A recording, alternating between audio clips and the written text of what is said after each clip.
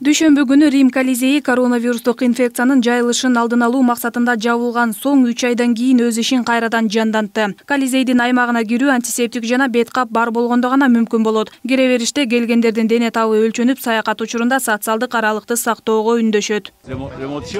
Дээрлик 3 ай тыныгуудан соң биз кайрадан туристтерди кабыл ала баштадык. Бирок азырынча алардын саны аз болууда. Болгону жергиликтүү тургундар кызыгып келип жатышат. Албетте социалдык аралыкты сактоо менен.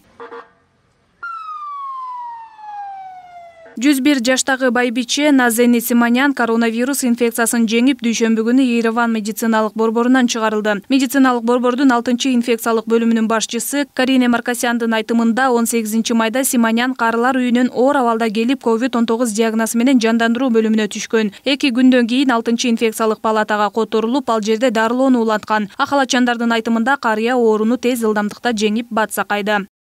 Симонян Назани, 101 лет. Биздин чоң апабыз абдан күчтүү экен. Ал дарыгерлердин айткан кеңештерин туура аткарып, ооруну ылдам эле жеңип чыкты.